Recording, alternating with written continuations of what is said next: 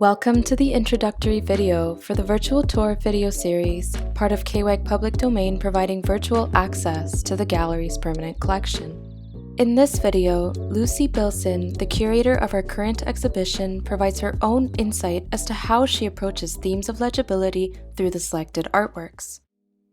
Before we begin, KWAG respectfully acknowledges that we are located on the traditional territory of the Ottawandaron, Anishinaabe, and Haudenosaunee peoples. The Haldimand Tract, land promised to 6 nations, includes 6 miles on each side of the Grand River. As you enter the gallery through our front doors, take a left and walk through the front area.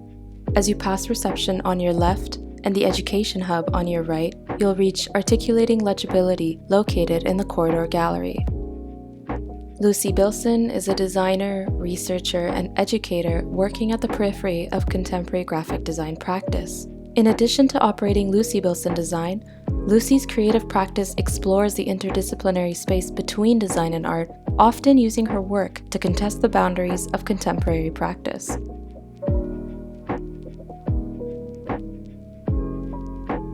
A quote from Geoffrey is, "I've never been very interested in pushing the limits of legibility for its own sake.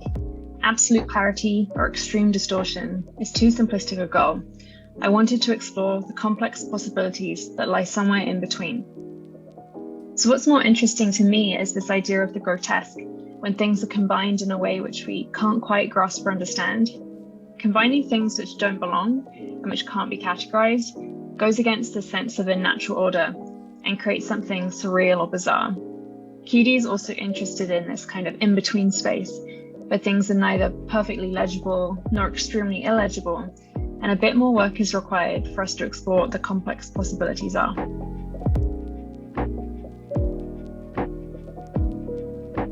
Articulating Legibility features works by Barbara Astman, Walter Baczynski, Susan Corlin, Michael Floman, John Hofstetter, Thomas Lax, Ron Martin, David Riffat, Michael Snow, Douglas Walker, Joyce Wieland, and Alsop Sekin.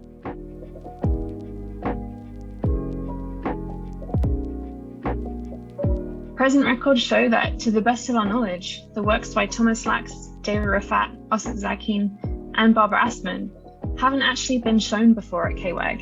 It's really exciting to be able to bring works from the permanent collection out of the archives for the public to see and enjoy in the gallery space, especially as these works offer such a diversity of ways to think about issues of legibility.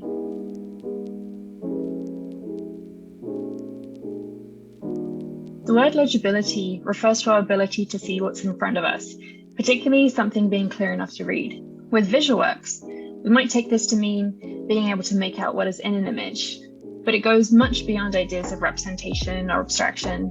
We need to think about what it is that we're actually trying to see. It might be the objects or the scene within the artwork, but we might also be looking to see a story or to understand the intention of the artist who made the work. There are many different things that we can be looking for.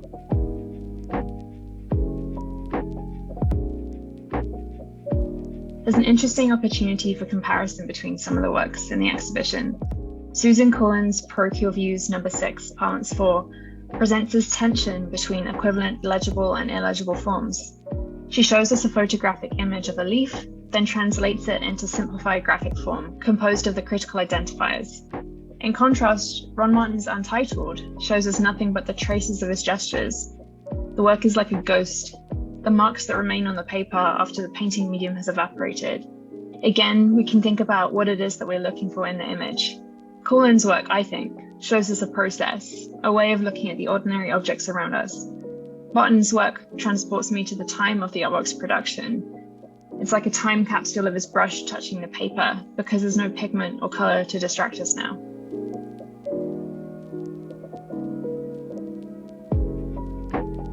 I would encourage visitors to think about how legibility is contextual and can be examined through various lenses.